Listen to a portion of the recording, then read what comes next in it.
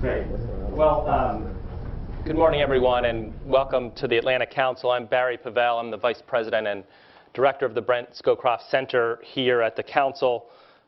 Thanks for joining us to discuss this, what I would call disruptive technology application, but I may have different words when we're finished with this event on Bitcoin and the implications of virtual currencies, but also other blockchain-based applications for the future broadly, and I'll get into what I mean in a little bit.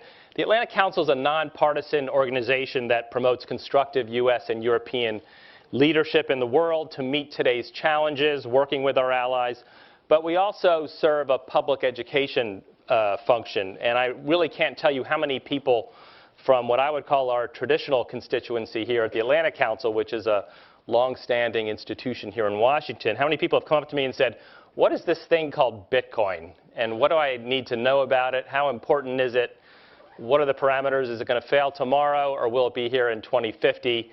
And that was part of the reason I decided we should really have an event that, that sort of performs these functions. And I tried to bring together a non-traditional panel of a lot of distinct experts from different disciplines. And I'm really thrilled and honored that they're here today to explain what Bitcoin is, what it means for the future of currency and finance, and what it might portend for the future of our society and for our security as well.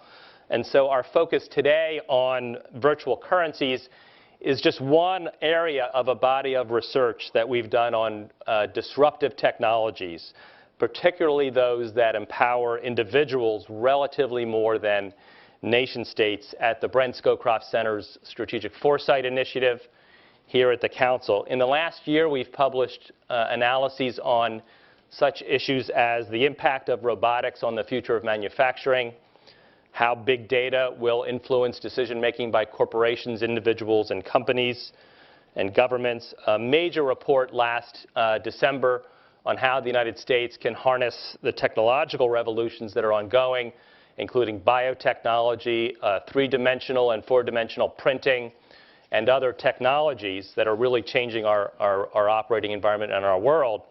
And pretty soon we're going to publish a new concept on how the United States conceives its role in this dynamic world, and a new concept for national security strategy. There will be a major conference right here, May 14th, on foreign policy and defense policy aspects of these issues. The discussion on that day will be kicked off by the chairman of the Joint Chiefs of Staff, General Martin Dempsey, whom I've been discussing some of these issues with, and it'll be a very interesting presentation by him, as well as the director of DARPA, which is the Pentagon's Advanced Research Projects Agency, and a number of other very important and interesting speakers. I would really commend May 14th. It'll be an interesting conference. And last December, we hosted also in this room what we call the Strategic Foresight Forum, which gathered top thinkers to engage in very deep conversations on again, how to harness these technological disruptions to be better prepared for trends that are really looking to move us toward a very different world where natural resources are much more scarce, where individuals and small groups have a lot more power to do things that are very good and that advance society and strengthen our security, but also each of these technologies has darker potential applications that can cause significant new security and military threats and a number of other sources of instability. So there's always sort of a positive and a negative, I've found, of all of these technologies. Now, Bitcoin itself is, to me, is a clear marker of yet another innovation that empowers individuals and really democratizes a task that traditionally has been reserved for governments. And here I'm talking about the regulation of currency. It's something I think we couldn't even really fathom just a few years ago, and now it's upon us, and we'll talk about how it's upon us today. So a significant set of questions we'll try to address with this panel.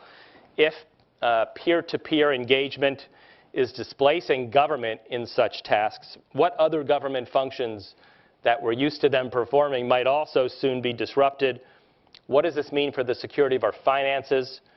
How might international affairs be affected? How might national security be affected by the digitization of services like this, and a number of other questions. So I would like to now introduce our experts.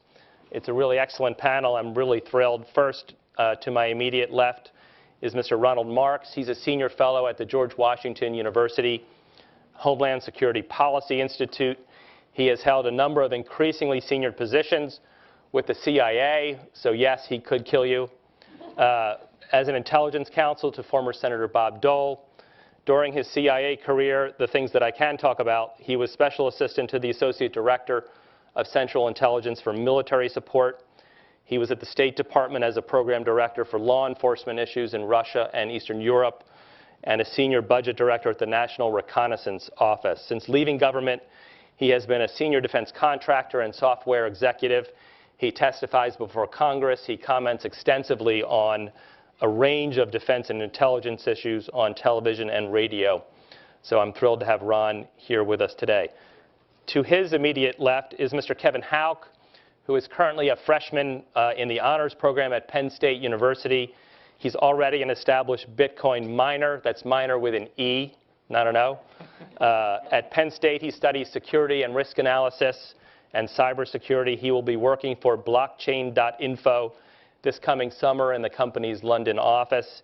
He serves as captain of the Air Force Association's Cyber Patriot competition team, which he led through a nationwide competition with 1,600 teams competing to test how well one can secure computers from viruses, backdoors, Trojans, etc. His team came in second place among those 1,600 teams, so not bad for the work that he did. In 2012, he interned with the Northrop Grumman Corporation conducting penetration testing and cloud research, which I won't even ask about.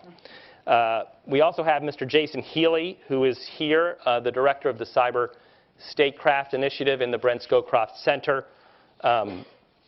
As director for cyber infrastructure protection at the White House from 2003 to 2005, Jay helped advise the president and coordinated U.S. efforts to secure cyberspace and critical infrastructure.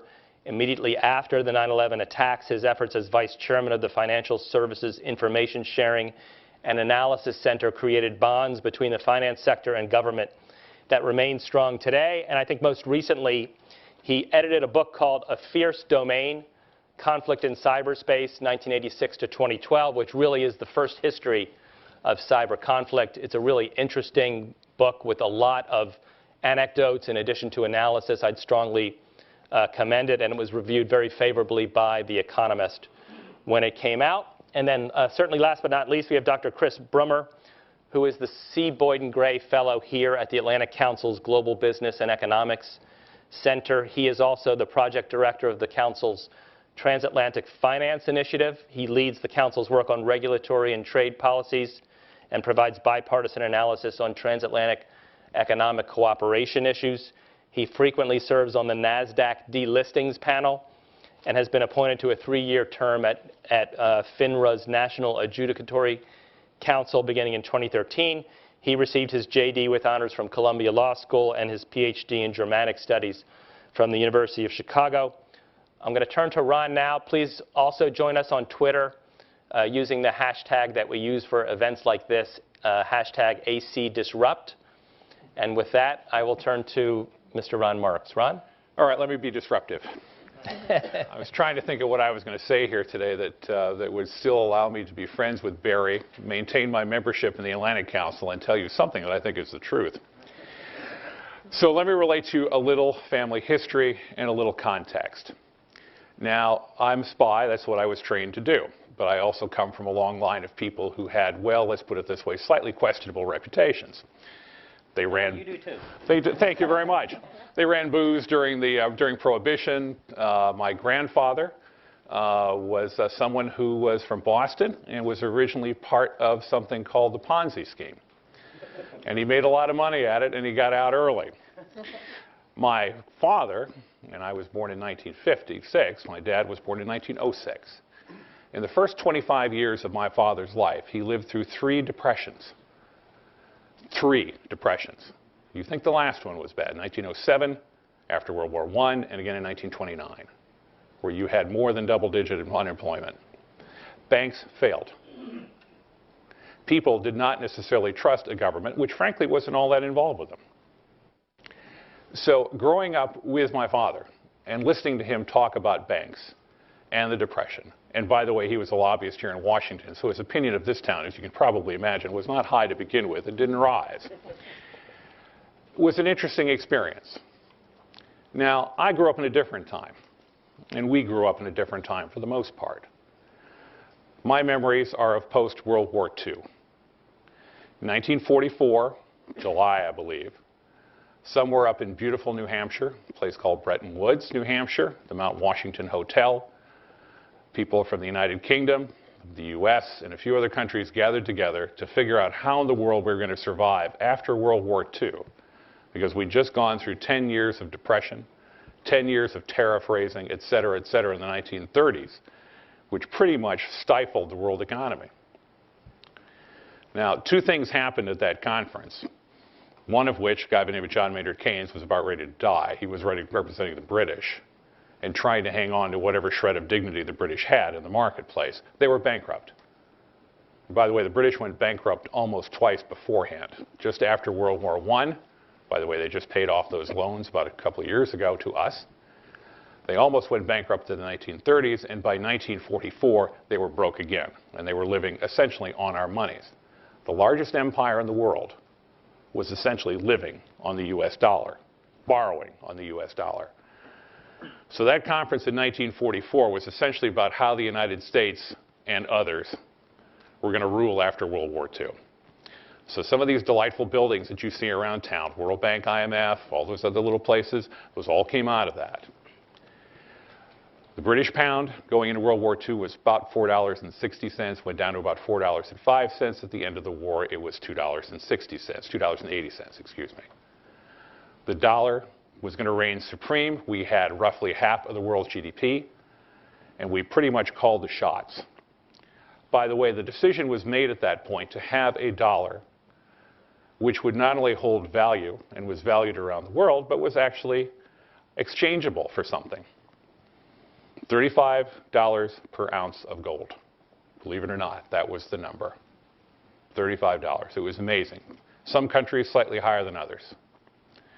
Now, again, if you're an ancient guy like me and you're an old spy, you believe in sort of spy porn called James Bond. Guys remember Goldfinger? The movie Goldfinger? The movie Goldfinger was about gold arbitrage, which was being done during that period of time because you can move gold out of England at 35 bucks an ounce if you had the right to have it, and move it to Europe where it might be $42 an ounce, or into the Middle East, like India, for instance, or Pakistan, where it would be $300 an ounce. So there are ways of working around that system. And I might also add that my father and my uncle during World War II, or shortly afterwards, were living in Paris, and I wouldn't be surprised on the weekends, or at least stories were related to me, how they used to take suitcases worth of dollars and go to Switzerland and exchange them there for other things. So we grew up in sort of a stable time. The last 70 years of our existence has been based on Bretton Woods. The US dollar has been dominant during that period of time. I've been to 50-some-odd countries in this world, and nobody turns down a buck. Even the Russians in the bad old days, when that currency wasn't quote-unquote exchangeable, wouldn't turn down a dollar because it was considered a value. Now, by 1971, we went off the gold standard. Why? Because there was a tremendous desire to have US dollar overseas, and those people in turn wanted to convert that. The French in the mid-1960s, for instance, came in and demanded a whole lot of gold. There was an attempt again in the early 1970s to demand a whole lot of our gold out of Fort Knox. Now, you don't physically ship it, by the way. You just sort of literally put the sticker from one side to another. But there's going to be a drain on our gold reserve. President Richard Nixon made the decision at the time that there would be no more drains on our gold reserve. So the United States dollar, since 1971, has been based on the full faith and credit of the United States. So it is not an exchangeable thing in terms of silver or gold. And for those of us who are old, you got these old silver certificates on the wall. There were dollar bills, et cetera, et cetera. That system lasted pretty much through the 1990s. We won the Cold War, or as I like to think of it, as I won the Cold War. And then between 1991 and 2001, we drifted along fairly well. Since 2001, and certainly since the last, and we'll call it a depression, starting in 2008, a recession and a depression, by the way, differs as follows. If you have a job, it's a recession. If you don't, it's a depression. We have seen other parts of the world begin to move forward, China in particular.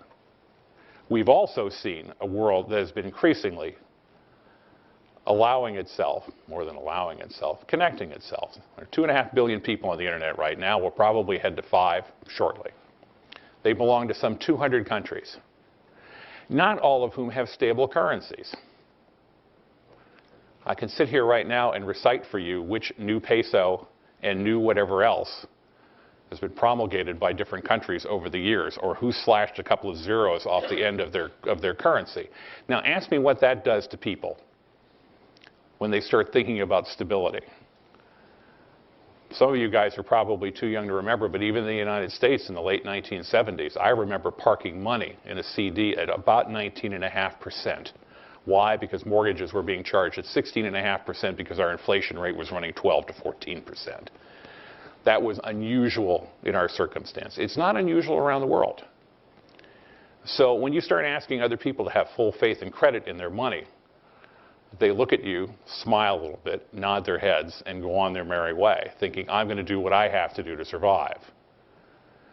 I was just recently spent 3 weeks in the UAE. Go to the gold souks in the UAE. There are an enormous amount of bracelets and necklaces and whatever else made out of gold. Why? Because 9 out of 10 of that population in the UAE are expats, and the vast majority of them come from either Pakistan, Bangladesh, or Burma. And they want to get money out of the country, and they don't trust the local currency. So what I'm asking you to do essentially is to get yourself out of the mind frame of a 20th century American and get yourself into the 21st century, where the power of the United States is not as great as it used to be. The power of the dollar is not as great as it used to be. And we have to start thinking about a way of dealing and communicating with each other in which borders and boundaries don't matter all that much anymore. So when I look at Bitcoin, and I've purchased one, by the way, just because I like to put, if you'll pardon the expression, my money where my mouth is, I've taken a look at this. And I think to myself, okay, is it the be-all and end-all of this? I don't know. Is it a Ponzi scheme? I don't think so, but we'll see. Does it represent value and an ability to exchange across borders, like a money? Then the answer is yes. Does it represent a threat to nation states? Well, take a look at China. They're doing their level best right now to make sure that Bitcoin doesn't exist, if at all possible. However, and I will probably conclude, unless you want me to go on for a little bit, I can conclude on this one note. One of the things that I spent a career doing is getting around the rules and getting around borders and getting around different places in the world where somebody told me I couldn't do something. If you don't trust the currency, if you think there's a better way of exchanging value to your family and your friends, you will use money orders like Hawala. You will use a Bitcoin if possible. Can it be forged? Can it be copied? Is it all that's cracked up to be, etc.? I ask you simply to take a look at what happens to the regular currency. Is it more subject to something beside that regular currency? I don't know. This guy does. So on that happy note, why don't I sit back and let him talk? Thanks, Ron. Yeah, Kevin, can you sort of give us some education on the basic aspects of what Bitcoin is? Sure. So basically, it might get a little bit complicated, and I'll definitely do my best to come up with bridges for you to help understand the process. But basically, through all this, just keep in mind it's dollars computers can exchange to one another, and this dollar, Bitcoin can be written on physical paper if you want to, but in one way or another, it has to talk to another computer if you want to exchange the funds. So the way Bitcoin is revolutionary is that encryption, decryption has been around for a while, but Bitcoin was the first to use encryption, specifically asymmetric encryption, to have a value of money, have a value of Bitcoin, and the value of Bitcoin is basically how much people perceive the value to be. This works on a principle of when somebody wants an address, or think of it like a PayPal email, what they do is they click a button, whether it be on a program on their computer or using blockchain.com. And basically, it'll create two keys for you. One key is called your public key, and this is your PayPal email address. This key you give to anybody who you want them to send you Bitcoins. And so they'll have this key, and then they'll send funds to this public key. But when you're creating this, it's two sides of the same coin. So when you create this public key, you also create a private key. And this private key you use to unlock all the funds that are sent to this public key. You don't want to give, if you give anybody your private key, they could very well steal all your money. And so you can look at a miner over there. That's one of the rigs that I built. And miners are the things that keep the network going. There is no central company, Bitcoin. It's not like a central authority like PayPal. Everything is distributed. Everything is peer-to-peer. It's something that gives more power to the people. And this works on basically, the miner will take 10 minutes worth of transactions. So in 10 minutes, people will be making transactions. I'll send a Bitcoin to my mom, whoever will be sending Bitcoins. And then all these transactions are kind of floating in the Bitcoin namespace. And then in the meantime, there's people running programs on their computer that basically check these transactions across the network. So the way that they do this is something called the blockchain, which he mentioned in his opening speech. And the blockchain is the thing that Bitcoin gives to the world. That's the way that you don't need a central authority. And the blockchain is basically a very large ledger. It tracks all the transactions since day zero of Bitcoin's creation. So if I were to say I have 1 Bitcoin, it'll say, okay, you got your Bitcoin from Fred, Fred got his Bitcoin from Bob, Bob got his Bitcoin from where the Bitcoin was minted. So it's like, okay, you do have a Bitcoin to send, your private key is valid, I'll go ahead and send that for you. And so the way that the miners do that is it's a race to find out which one is going to solve the puzzle. And so imagine a very large Sudoku puzzle. And the only way to solve it is for a miner to throw random numbers, or computer to throw random numbers in this Sudoku puzzle, check to see if it's right, and then they're doing this 1,000,000 times a second, and then so they'll try another one. So they'll just be throwing numbers across the world. And so finally, one very lucky miner will throw a right combination of numbers into this Sudoku puzzle, say, I got it. And then they'll broadcast that answer to the world, to the Bitcoin world. And so when you have a solution to a Sudoku puzzle, it's relatively easy to check. It's hard to find the answer, but it's easy to check the answer. So when the network confirms that, yes, you indeed have found the answer, that miner, the one that found it, is awarded Bitcoins for its work. The Bitcoin reward is decreasing. So a couple years ago, every miner was given 50 Bitcoins for solving this puzzle. Today, the reward is 25 Bitcoins. Next time it'll be 12.5, and so on, until the cap of 21 million Bitcoins is hit. Once that 21 millionth Bitcoin is reached, there will be no more reward for finding the answer to this Sudoku puzzle. So once the miner finds the answer to this Sudoku puzzle, it does one last check with these 10 minutes of transactions that are in limbo to make sure nobody's just arbitrarily saying, I'm going to transmit 100 billion Bitcoins, because they'll fact check you and decide that you are wrong. And so basically, they'll go through all these transactions, they'll use the little answer they've gotten from the Sudoku puzzle, and they'll compress all these into a block and add it to the blockchain. And then once those confirmations hit and they add it to the blockchain, they work all over again. They start the next puzzle. And the puzzle will change every single block. And in order to keep the program itself is designed to be every 10 minutes, that compression will hit and the new Bitcoins will be minted. It can be, really it can be every 2.5 minutes, every 20 minutes, but the way Bitcoin was designed, it wanted to be 10. So if a block takes, more and more people are mining, if a block takes 5 minutes to mine, then what the program will do is it'll make the Sudoku puzzle harder. It'll make it bigger, so you have to spend a little bit more time throwing random numbers in order to find the answer.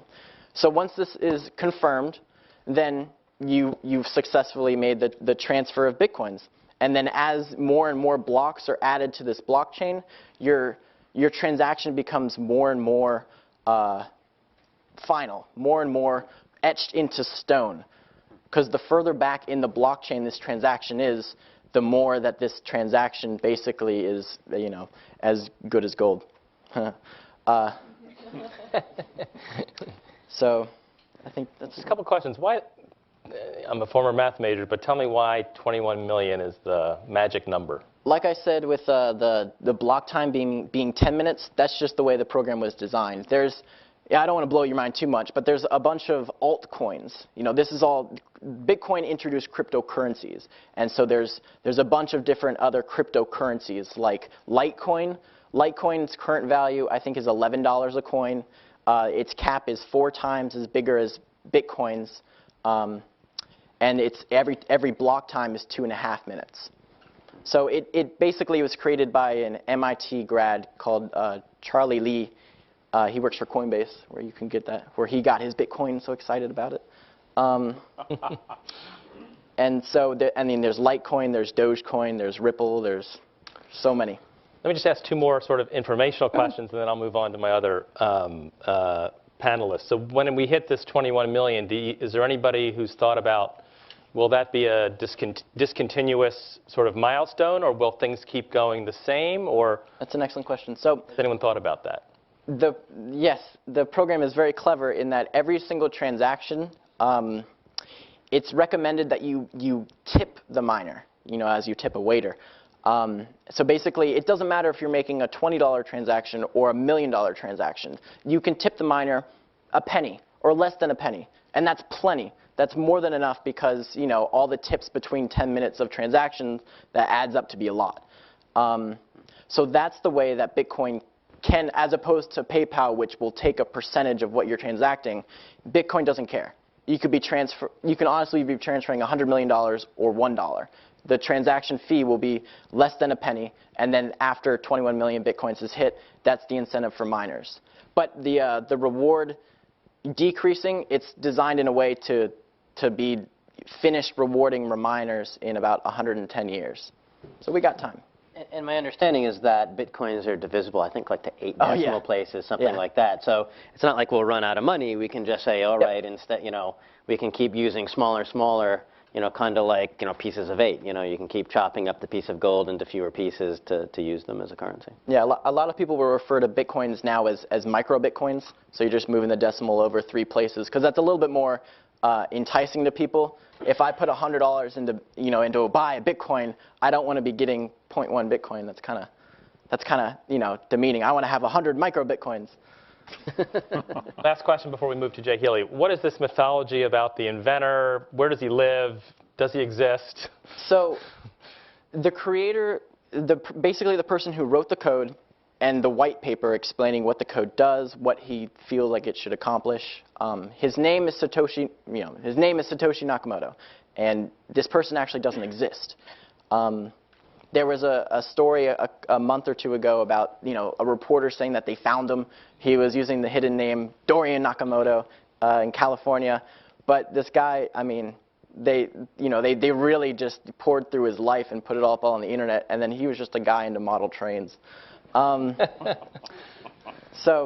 But the thing is, in my opinion, I don't think this Satoshi figure could have revealed himself. I don't think it would be viable for something like this, because if I had a guy, or it could be an organization, if we knew who did it, then their first response to Bitcoin would be, well, it's going to profit them. Like, they created it for themselves, so no matter where Bitcoin goes, they're just basically doing it as a Ponzi scheme. So I think the reason that he did it anonymously was to try to just really assure people, yes, this is a new technology. I'm not trying to game you guys. I don't want any recognition. Just do with it what you will. Very interesting. Thank you very much. That's really, really, I think you quadrupled my knowledge in just a couple sentences there. Now, Jay Healy, on this Well, you know, Barry, your central question was, is this going to be here 2050? What are the implications between now and 2050? I'm going to pick up two aspects of that. One is confusion and security, and the second, how this fits into the larger geek versus government battle of the last, I'd even go back as far as 30 years, maybe even a little bit farther. Because, you know, Kevin's part of answering that 21 million, it was, you know, sort of arbitrary. You know, 10 minutes was kind of picked, 21 million was kind of picked, and maybe it's not completely arbitrary, but there's a lot of arbitrariness to it, and that bothers a lot of people. But dollars are incredibly arbitrary. I mean, most things that, you know, big yap wheels that were used as currency. I mean, a lot of financial instruments have arbitrariness built around them. The true financial professionals will tell you that even gold is completely arbitrary. I don't quite go that far. And every time we introduce a new financial instrument of any kind, whether it's a currency, whether it's a commodity, there's often a lot of confusion about it. Confusion by governments, confusion among the public, and even confusion among the professionals. This is no different than when we were introducing paper money. I mean, when the United States was going to paper money, I mean, folks could be rolling out all sorts of different dollars. I mean, the greenback was just the federal government trying to come in. I mean, that's why we have the Secret Service.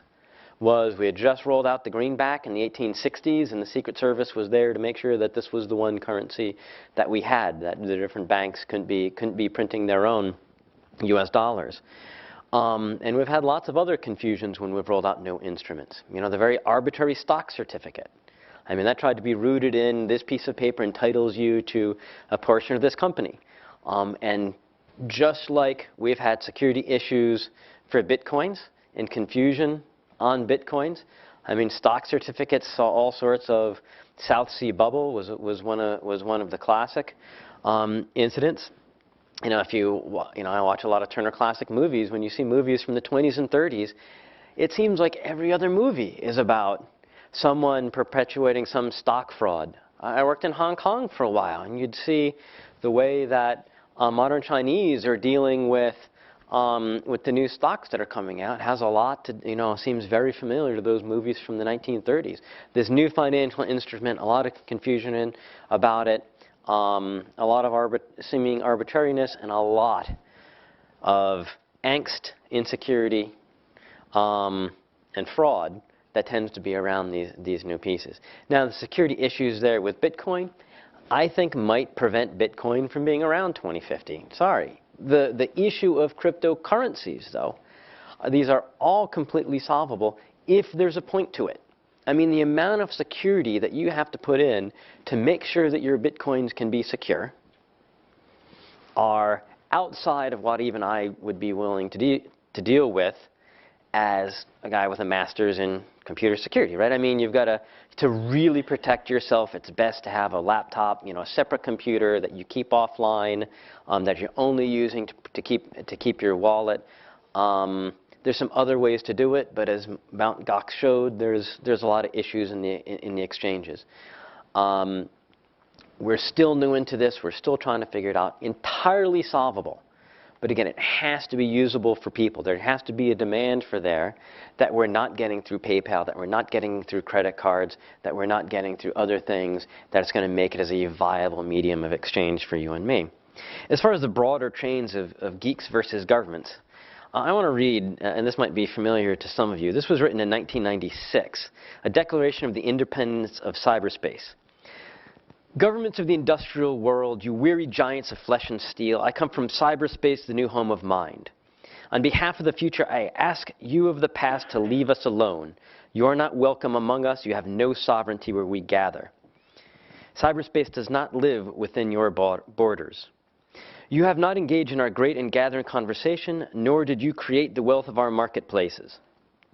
You claim there are problems among us that you need to solve. Many of these problems don't exist. Where there are real conflicts, where there are wrongs, we will identify them and address them by our means. Your legal concepts of property, expression, identity, movement, and context do not apply to us. They are all based on matter, and there is no matter here. We must declare our virtual selves immune to your sovereignty, even as we continue to consent to your rule over our bodies. And that was John Perry Barlow. He was a lyricist for the Grateful Dead, and that was from 1996, which was representing a trend. You could see that trend from the Toffler's writings of the Third Wave and others in the 70s and 80s, of saying we're going out of this industrial age into this information age, and in the information age, governments are going to have less power. We're going to see more power from the bottom up. We talk about that a lot here at the Atlantic Council. It's one of the mega trends that we talk about in the conferences Barry talked about, is that we tweet at for AC Disrupt. That governments used to have the monopoly on a lot of areas, a monopoly on force, monopoly on other areas, monopoly on currency. This is particularly strong now in, frankly, the post-Snowden era. And we're pretty sure Snowden's not behind Bitcoin. Where you're starting to see people, and especially geeks, Silicon Valley, other places, the younger generations say, man, the stuff that the government's doing, enough already. We can have our own things that are separate. We have our own rules that apply.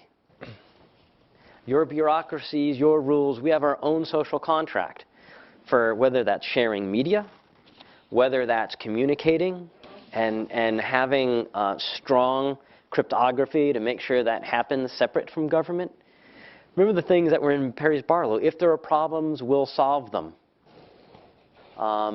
This cyberspace occurs across these borders. So, to me, Bitcoin and cryptocurrencies in general are part of this larger trend of the geeks, and I mean geeks as a term of endearment, but this technological change, this diffusion of power away from governments to say, there are problems, we can solve them on our own without governments being there to have to solve them themselves. This is a really strong trend. You're going to see it here in currencies. You're going to see it as people say, can we invent a new internet that's not so subject to mass surveillance and hack attacks? Or is NSA going to continue to be getting involved, or other governments going to be continuing to get involved? I think the strong money's on governments. It has been in the past every time we've tried, when we've had other disruptive innovations. Sovereignty still matters a lot. So if Bitcoin and other cryptocurrencies remain something that's kind of difficult to use and kind of arcane and really seems too confusing for normal people to use, then probably the governments are gonna stay on one side, are gonna stay mostly dominant. And Bitcoin, like other things that start with crypto, like strong cryptography and other things, will remain a somewhat niche just for those people that are willing to try and figure out how to use it. If it does turn out to be stronger, if privacy turns out to be stronger, if we say we want a more secure and private internet, Bitcoin and cryptocurrencies could certainly fit in with that, and we can imagine not all the way to 2050, but by 2020, that these could be very much stronger. So I'm a big fan of Bitcoin, capital B, the system of the ledger, the system of the blockchain that says, here's a smart way that this could get done. I'm a huge believer in that. I think it can really solve some interesting problems. Whether small b Bitcoin, the actual what gets mined, is going to be that solution, I think it's early to tell. I certainly hope it is. Jay, let me follow up on one issue that you've pointed towards, and then we'll go to Chris, and then I don't even mind a conversation among the panel, and we'll take questions from the audience. But what about this? So the last point you just made, I think, is really interesting, which is this, for want of a better term, this business model, what I called at the beginning, blockchain-based applications, is already being experimented with for, as I read in a recent article, Twitter-style social networks called Twister, encrypted email alternatives, BitMessage, unseizable domain name system called Namecoin. Sort of there's the use of these processes seems to be proliferating services, peer-to-peer encrypted services. Where do you see this going even in the near term? Most people have heard of Bitcoin but don't know much about it. No one's heard of any of these other things. But so where's the next application of this type of technological process. And I really am figuring out what's the need, what's the mass need that this is going to handle. Mobile money, M-Pesa in Kenya, has made a huge difference because people don't need a wallet, they can use their phone. Here you had this technology that came in that has absolutely changed that society. Because now it was an underbanked society. Now they can use their mobile phones not just to get information, but to make payments. It's completely changed the society in incredible ways. I'm not quite sure what that need is that we're going to be using Bitcoins for. Yes, it can be anonymous or pseudonymous. I mean, right, you don't necessarily know that it's going to Bob and Rob and Jackie and Phil. You know it's going to this address and this address and this address and this address.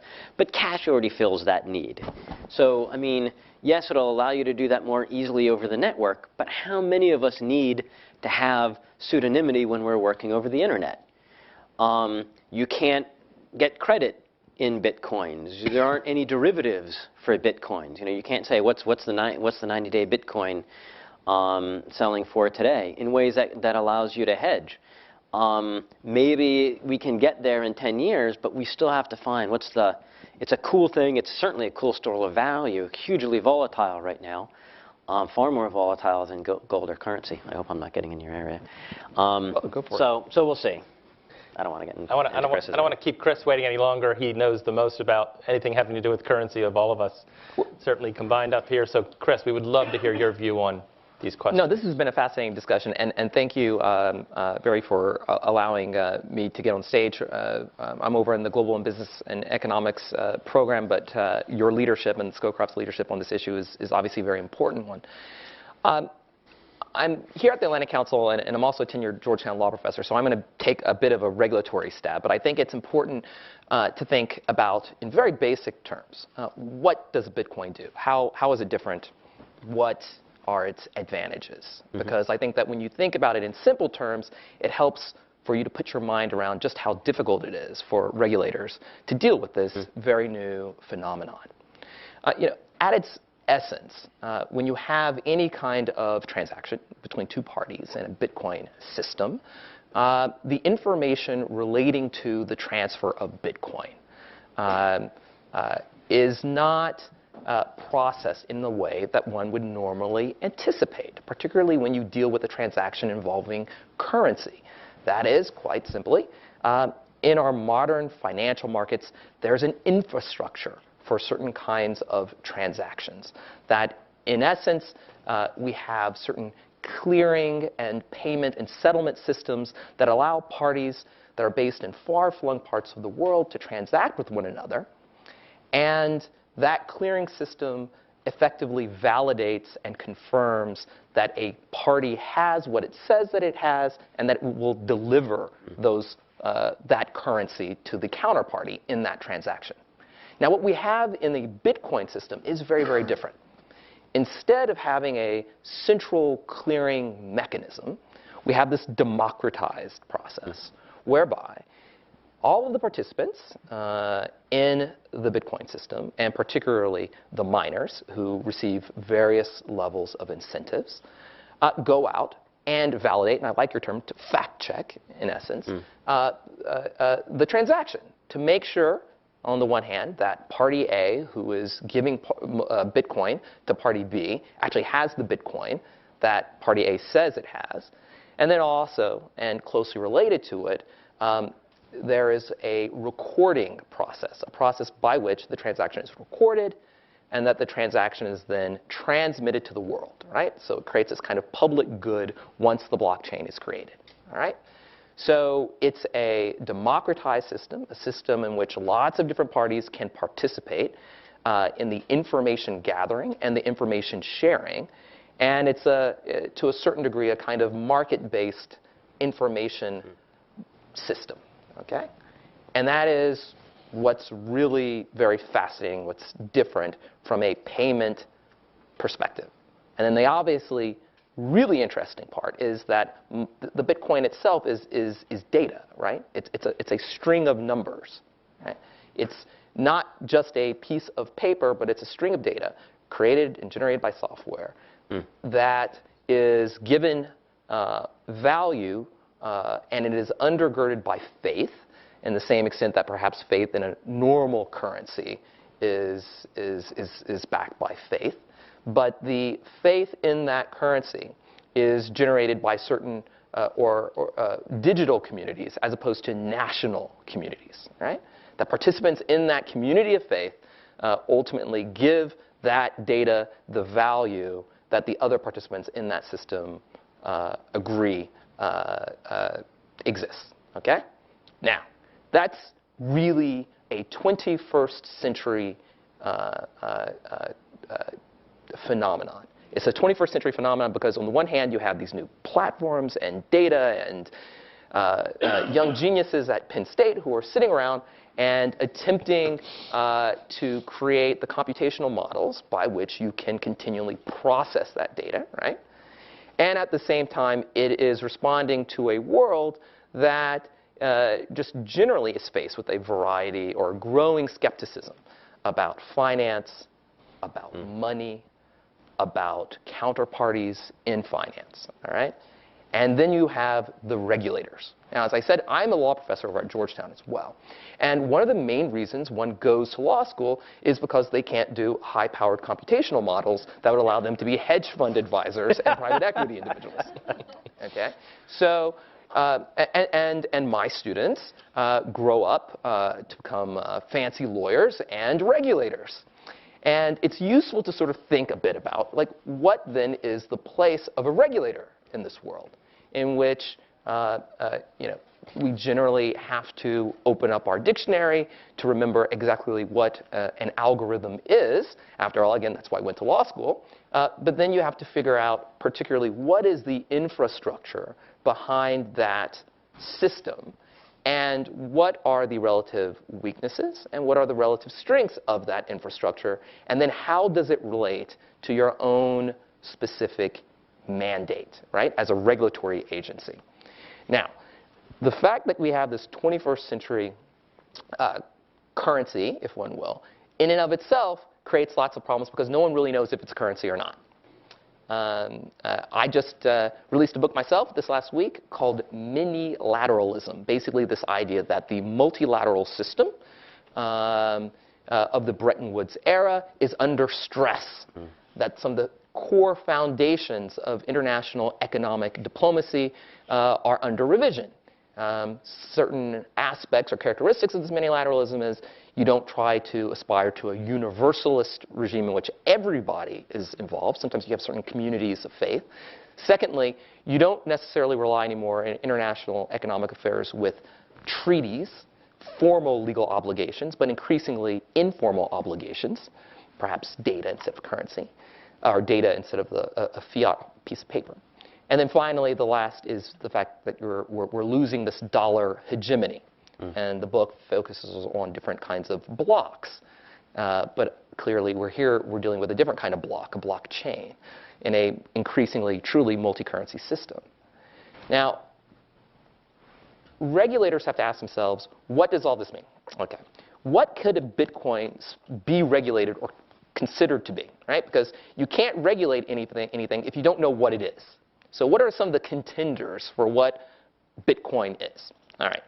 So you could view it as a commodity, not just a currency. If it's a commodity, however, it's kind of weird because commodities, we think about commodities, well, great, as lawyers, we actually have an entire list as to what specific things constitute a commodity, wheat, oil, and the like. But here, you have a thing that has an exchange value, but it doesn't necessarily have a use value from the perspective of consumption. You don't consume a Bitcoin the same way that you eat wheat or Wheaties, right? And so this creates this kind of question as to, well, is it really a commodity? A currency was discussed, and we've sort of used this term in a larger rhetorical sense, but from a both economic and legal sense, there are questions as to really whether or not it's a currency. A currency is an instrument of payment.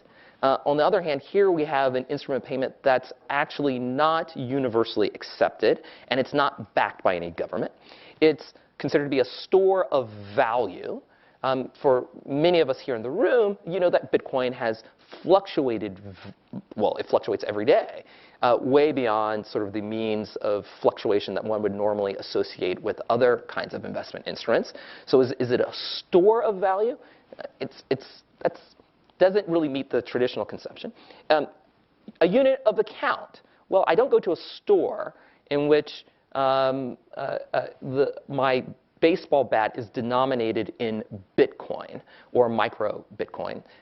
If I go online, it's rare that I see any object necessarily denominated in Bitcoin. I can use Bitcoin to pay for it, but usually the unit of account is some kind of other currency. So it's hard to think of Bitcoin as a typical currency. Well, is it an investment? Maybe it's a security. I see in the background someone who has been in my securities law class. Well, we securities lawyers actually have a definition as to what constitutes a security and when you bring in the feds and the Securities and Exchange Commission. And there are certain key elements of what a security is. For those lawyers and the law geeks, no commonality. You don't have lots of folks participating in the same way in which one participates in a Bitcoin chain. Well, then maybe we'll just call it an asset. And that's where obviously the IRS has come in to say, well, this is property. But it's very weird because property is not always given this anonymity, much less pseudonymity. And then, so how do you assess property rights in a world in which you not only have wild fluctuations, but you don't necessarily have identities that are created in a typical property-based system?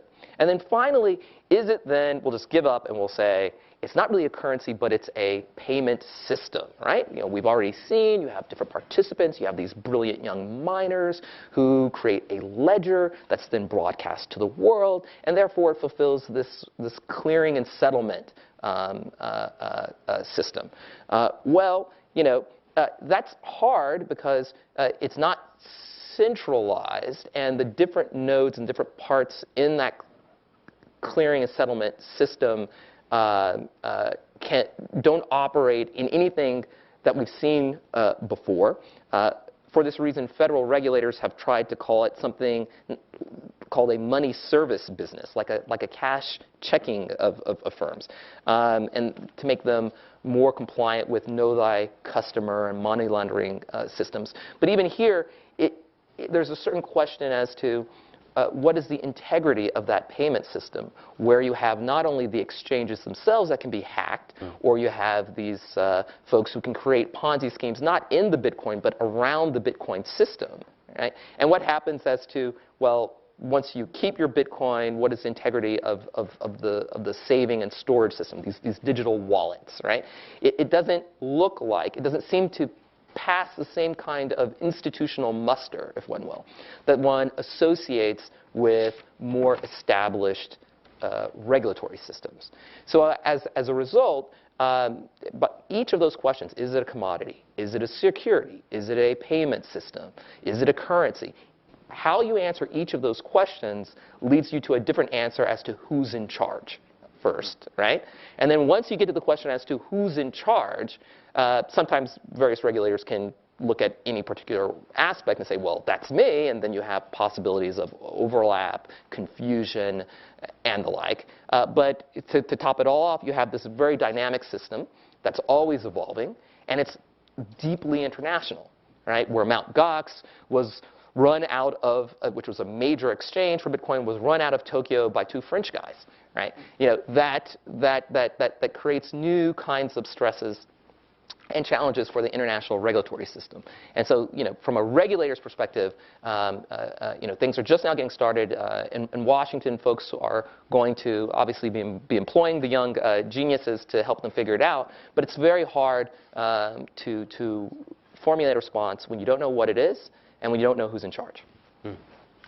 Well, as someone texted me who works in my program, that leaves me a little Bitcoin-fused. Then I've done my job. Thank you. Yes. But I think your key principle, I think, is an important one. How you define it determines who, if anyone, will be in charge of regulation, either nationally, internationally, or globally. That's right. So I would say. I want to give the other panelists a chance to respond to each other's points. Some were writing vigorous things down before I open it up to questions from the audience. So any thoughts? As someone who employs a lawyer, I want to hire you. As someone who lives in the 21st century, I want to look at you straight in the eye, and I know you don't believe this in total because we've talked. That was the greatest set of late 20th century jargon from a government that I've heard. And it's not wrong within the confines of that system. But it is a nation-state-based system, and it is asking nation-state-based rules. And I think a little bit of what Jay is referencing, and obviously our young friend here is referencing, is that there are people now who wish to work outside of that. And the question is, in terms of international law, whether or not, in fact, we have those kinds of controls over these people. I mean, again, what you said is perfectly sensible. And Lauren, I know, is running down that list. I can hear exactly what you're saying. But those are nice, dollar-based, Bretton Woods systems kinds of rules. And the thing I would say to you is, do we need to think more carefully about how those rules are designed? And I think you've talked about that. Perhaps approaching this a little differently now. So let me I was describing what the regulatory response is currently under as it's being developed. But let me actually confirm your point to show just how difficult it is to think from that. I was simply trying to explain to people what the process is unfolding. But to your point, do you then look at a Bitcoin as an asset, as a property, right? Sounds interesting enough. Well, then that means you would have to figure out a way to tax any appreciation of a Bitcoin at any given point in time where there is a very wide fluctuation, right?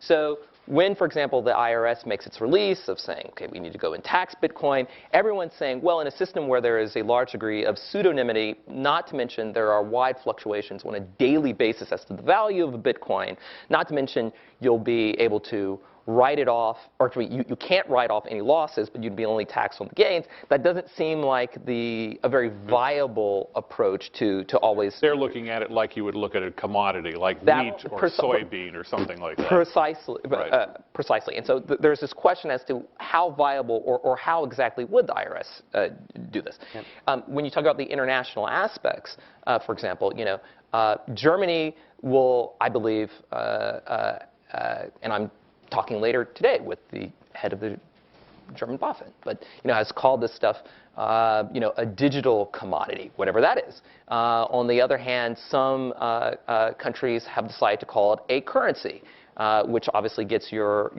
banking regulators involved. The SEC is worried about fraud. To the extent to which every nation state, and this is again to your point, tries to come up with an approach that is where the market and technology has outpaced the regulatory infrastructure, you're not going to always end up with the optimal results. And one of the challenges, and what I argue in my book about minilateralism, is this need to sort of update both how financial market participants and authorities talk to one another, even across national boundaries. I will say one last thing, though. Depending on the size of the Bitcoin market, right, that's where you have certain kinds of issues. As I always tell my students, always remember this. You too, young man. I love the fact that I can say young man. It's been great. I'll write it down. Yes. Cheese. How do you spell that? Young people, Twitter. Cheese attracts rats. Okay? Cheese attracts rats. Now, the question is, once you start to create value, how you will get lots of shenanigans. And we've seen lots of shenanigans. I could go on with all the examples everyone's already known, right? Silk Road, I go down to the Ponzi schemes of exchange. But now, that doesn't mean that anything is inherently good or bad. But it does mean that where you have certain kinds of opportunities, folks get involved, and maybe not always the best of all people with the best of all motives. And sometimes our regulatory mechanisms aren't nearly enough So the question is, how do you leverage the power of the crowd? Because we're dealing with crowdsourced information, right? And how do you model the market and get the market involved in a way? And I work and do some things with the self-regulatory agency of FINRA. How do you get market participants involved in a way to speak to 21st century problems where the problem outpaces the human capacity, intellectual capacity, and regulatory capacity of these national sovereign states, and that is precisely why we're all gathered here today. And to your point. And to make it, and to bring it even in more practical, perhaps, will governments allow a system that allows money to be moved around, that there's know your customer requirements? I mean, you've got an address, you've got a mobile phone, you can essentially sign up. Governments, especially since 9/11, have been particularly strong in saying you've got to know who's working with you. You've got to know who's signing up for a bank account. That allows the money to move across borders with absolutely no visibility by the government on what that's going to happen. One of the reasons I suspect why Russia and China are particularly not liking this, not just because it can be used for illicit purposes, because it completely evades capital controls. If I were Russia or China, I would be paranoid about this because of capital flight. People want to get their monies out of those countries and to get into safer currencies. And those governments have controls on what monies can be allowed to leave the borders. There are no such controls on this. So to imagine there are a lot of government interests involved in trying to stop something like Bitcoin right now. Now, can Bitcoin really be able, if it really starts becoming important, stand up not just against the U.S. government and the IRS trying to figure this out, but very dedicated bureaucrats that want to stamp out anything that they can't control.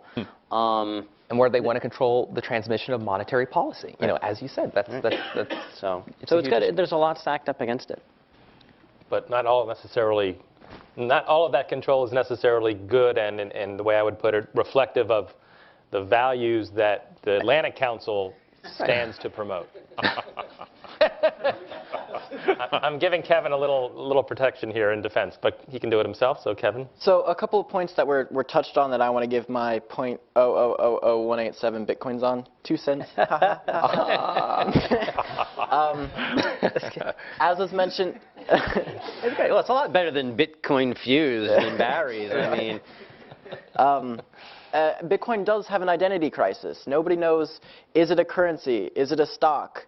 I don't know a lot of other terms that he was talking about. I haven't taken economics yet. But nobody knows what to classify it. And the easy thing to do is to say, to fight tooth and nail, is it a currency? Is it a stock? Well, in reality, it's kind of both. As Ronald and I were talking about earlier, some people just want to treat it like a currency, and some people view it as a stock. So it is the best of both worlds, where if somebody just wants to have a little bit of Bitcoin and make transactions, they shouldn't be penalized as if they were bartering stocks.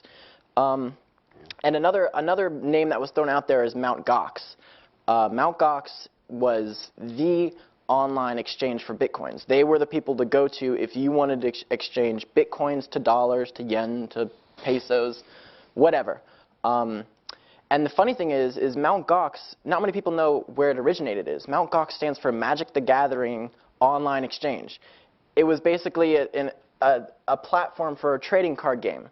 And when it first came out in 2011, it sent your password plain text over you could see your password on the URL. Any script kiddie and his mother could find your password. And so... Not my mom. I love you, Mom. And so basically this was built on a platform that was expecting, Bitcoin was worth, you couldn't give away Bitcoin if you wanted to. It was worth less than a penny a coin. So they built it on a platform that was doomed to fail. And then as Bitcoin started gaining more and more popularity, they just kind of added more servers, tacked up duct tape code. And so it reached a point where there were so many holes and gaps, but they were just too big to stop everything and rework the entire system. So they just let it roll. And of course, eventually, they were hacked into and the Bitcoins were transferred out, or so they say. A lot of people are like, they just hightailed and ran. So that was something that was favoring early investors. And the day that Mt. Gox went down, I got so many texts saying, oh, so the head of Bitcoin failed. It's like, no, it's just an exchange. Bitcoin is fine. And so the system really does favor early investors. Like, you know, if you were to invest in Apple or Microsoft early on, you would get rewarded for that. And another thing I wanted to talk about was it would be nice if the IRS were to talk to a Bitcoin expert on where to, you know, what points they should keep in the regulatory matter.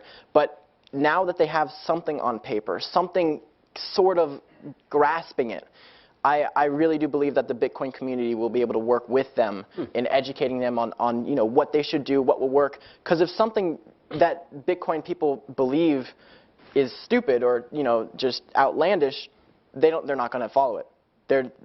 They just won't pay taxes on it, which is a lose-lose because one's being illegal and one's not getting taxes. So they need to work together in order to come up with a policy that works for everybody. And it would be, you know, worst case scenario, the wonderful thing about Bitcoin is that governments don't need to approve it. Bitcoin can function completely normally without government intervention. So government can ban. You know, China has been in the news lately because they banned going from yuan, is it yen? Yeah. Their currency to Bitcoin and Bitcoin to their currency. But the transacting only in the Bitcoin world, that's completely fine. And even if they were to say don't even touch Bitcoin at all, people would still be able to do it. So I think it's just a moot point for government to ban anything with Bitcoin. Because that's not where the direction is moving. The direction is moving back towards the power to the people. And the governments kind of are having a hard time with this. But it's going to happen anyways, so you might as well just not fight it. Yeah, tell that to the IRS. So now we're going to open it up for questions. We have a number, the gentleman here in the middle with his hand up, and I'll grab everyone before we're over here. Yeah, my name is Martin Apple, and I'm sorry I can't be very punny, but I'll do what I can. I want to look at this as a different phenomenon. To me, this is an experiment in the alternatives to currencies as we've known them. And whether it fails or not is irrelevant. It is going to be probably succeeded by yet another experiment. And until people get to the notion that everything that we have always embodied as something physical in the digital world doesn't have to be. Secondly, everything that is in the digital world is so universally distributable that it's out of federal controls of any particular country, and that always will be some kind of a threat. So the question is, how do we want to learn to live with this new evolution? Because I think trying to stamp it out will not be the successful story. I think it will continue to evolve and create until a successor does occur. Whoever on the panel wants to. So you made an excellent point that I wanted to bring up is when the internet was first coming about and surfacing, you know, Congress had no idea what to do with it. There was a lot of discussion on just completely stamping it out, making sure it didn't you know, cause any harm or do drug-related activity. And then today, you can do anything on the internet. You can get anything. You can get drugs, hitmen, whatever. What have you been doing on the internet? Sorry, I disagreed with your points earlier. Everything you said is right. Most of the hitmen except Bitcoin. Don't mess with me. But basically, when the internet first came out, it was text-based. It was completely unappealing to the average person who just wanted it for email or just to look at funny pictures of cats. You couldn't do it without knowing, you know, whatever coding language it used at the time. And then, you know, innovators like Google came up. Apple just basically was able to have it away so if people wanted to get really technical, they could.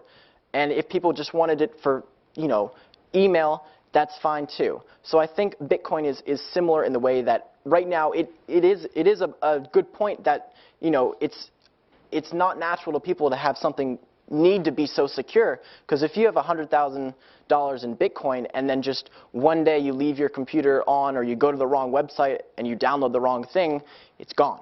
So that's something that in the next coming years, I'm sure that developers will be able to help people make it easier for them to make this a viable method of exchange. Yeah, I think one of the real problems here is that this is a 20th century town with 20th century ideas and 20th century institutions.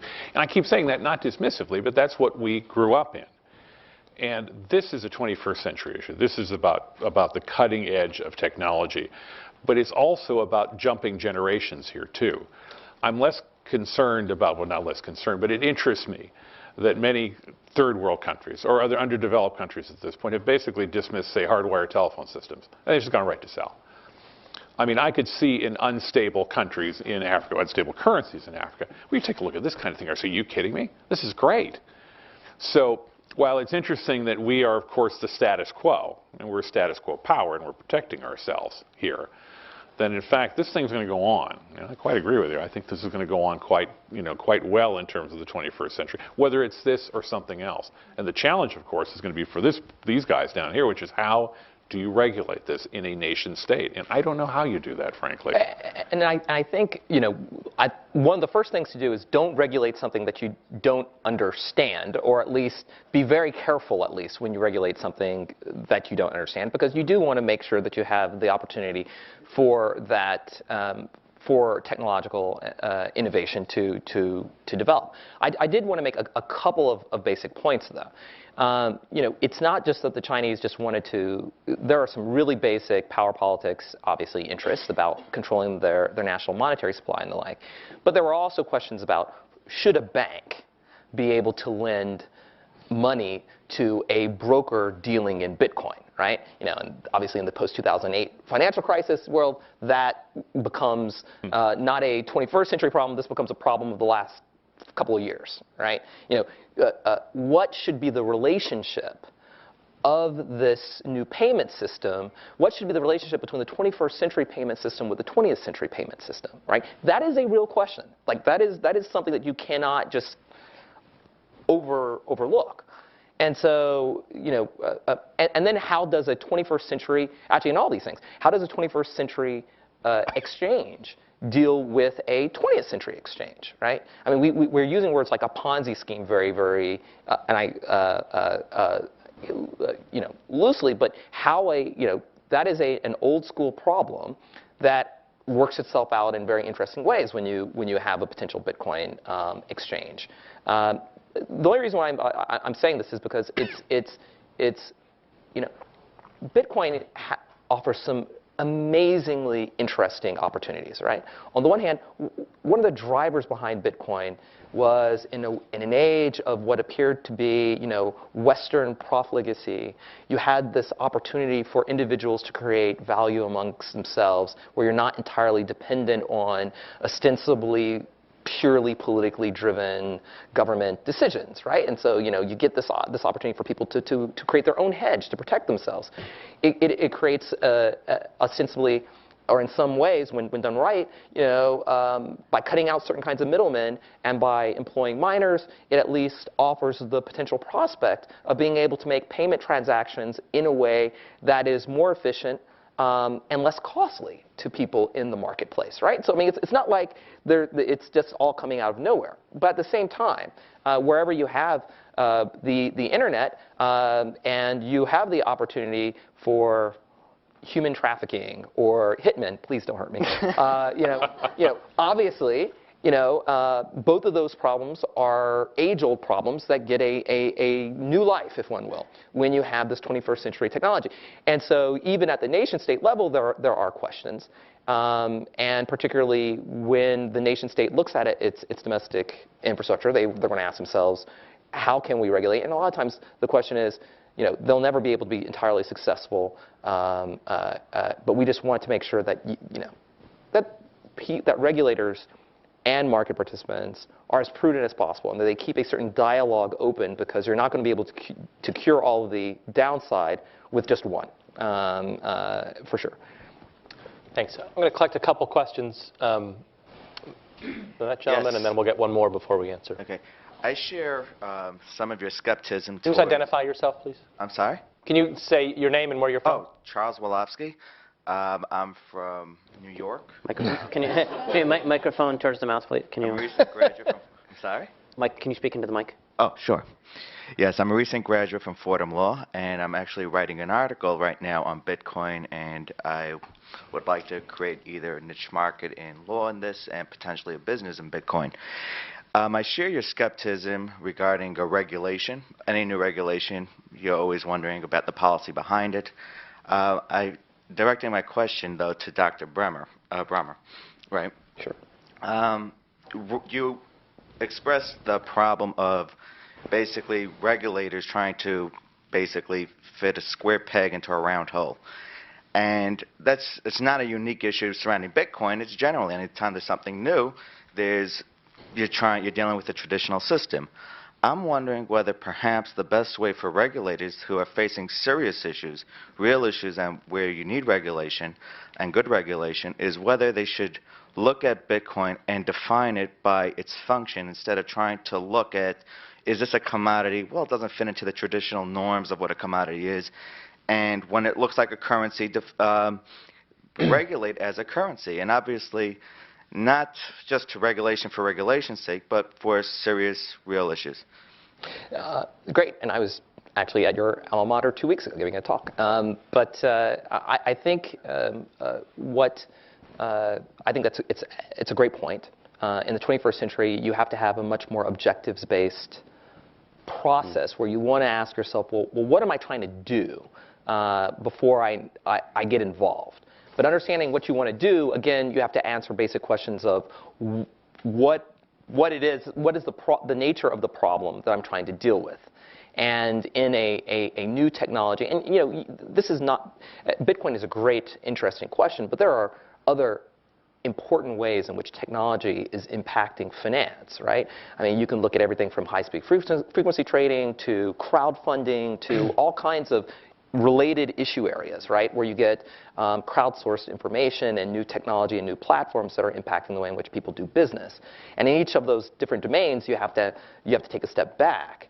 You know, in Bitcoin, I think is particularly difficult because of the math, because of the fact that you are dealing with pure data, and you know, it stretches the human capacity and intellectual capacity of lots of the folks over at the agencies, including myself.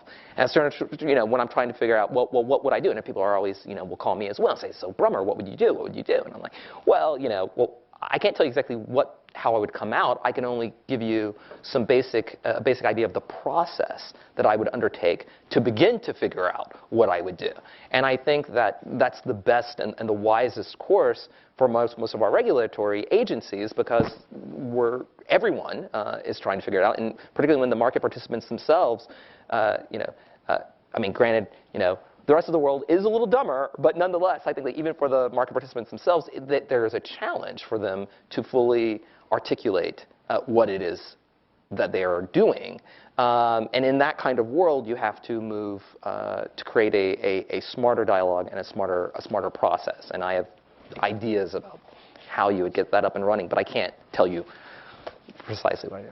Great. We're going to take quicker questions because our time is running out. If you can keep your questions short. Thank you. My name is Son Elbeck. I'm the treasurer of the Inter-American Development Bank here in Washington, and certainly very much involved in transactions on a daily basis. And going back to your questions about KYC rules and so on, wouldn't it be in the Bitcoin, say, community's own interest if you mainstream Bitcoin? Wouldn't you be, instead of waiting for government to try and figure out what it is and regulate, wouldn't it be better if you said, please help us move Bitcoin into the mainstream, because then you could become a dominant exchange of value? Thank you. Interesting. Captain Saburo, United States Army National Intelligence University. My question along your lines is that it's inherently beneficial for the government to get tax revenue and not make its citizens a criminal win-win situation. So how does the government help provide better security and have access to that big paper trail, that ledger that you call it, so that way the IRS can track, and then maybe when you file your taxes, you have to give your public account domain username, so that way they can help track for tax purposes. And then for you, sir, doctor, can you explain the money service manager versus user versus exchanger and how that will affect your tax filing purposes, and how do you maintain being a user and not become a money exchange manager? Why don't we take those 2 questions for Kevin and Chris, and then we'll take a couple more. So your question is basically, how would a government be able to track your funds and then therefore tax them? Well, how do you further help the security so that way you don't have people like insert such files? How do you have maybe the U.S. say, yes, we're going to encourage you to do this because we're going to back certain parts of security, and that way if you file your username with us, we will help you track down if someone comes. I think it's similar to the first question, which is it a useful approach for the Bitcoin community to help figure out a regulatory approach that works for all parties? No, I do completely agree that there's a need for the bridging of the 2 worlds.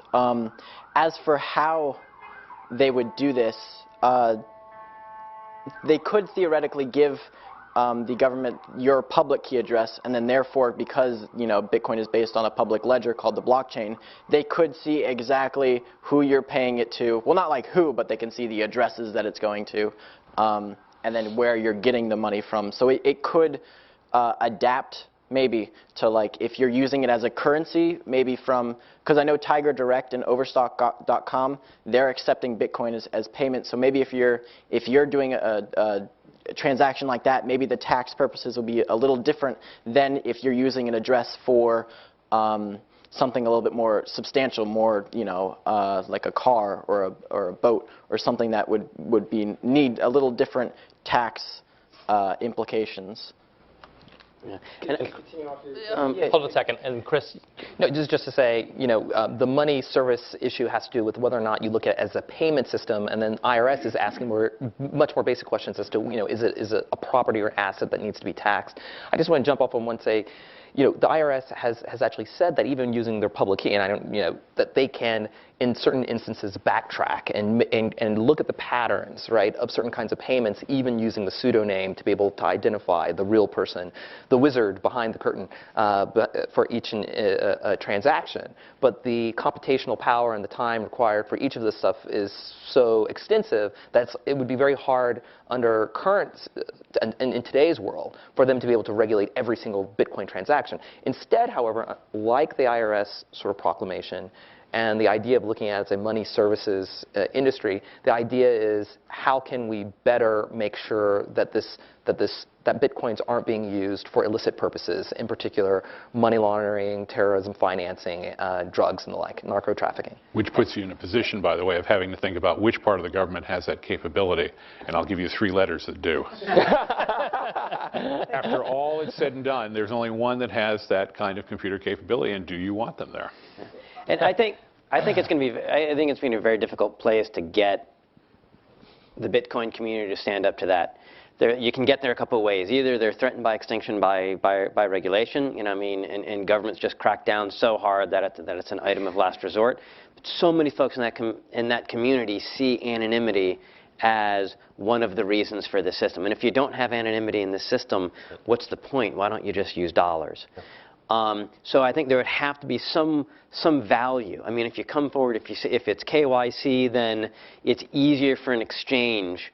The exchange will be recognized by the authorities. It's easier. You've got more safety and security if you come out publicly to be associated with your private key and associated with an exchange. And there are real benefits that come from that. You could imagine other ways that we've done this that you come out. But it's not like Swiss bankers are sorry. I mean, it's not like you can go to UBS and say, tell us who everyone is, because there's no real there, as you do in going after other corporates. I mean, other sovereigns that have corporate banking secrecy laws. Unfortunately, we're out of time for questions, but any last comments from any of our panelists before we formally end this event? But thanks again.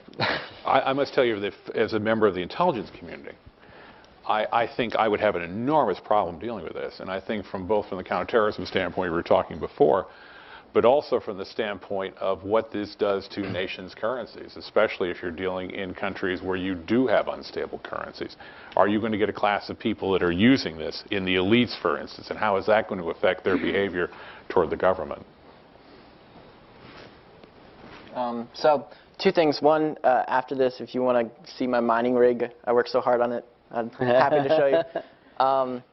And the second is, you know, we're talking about Bitcoin here, but like I said before, the greatest gift Bitcoin has given us is that blockchain, is the way that we can do something like this without needing a central authority.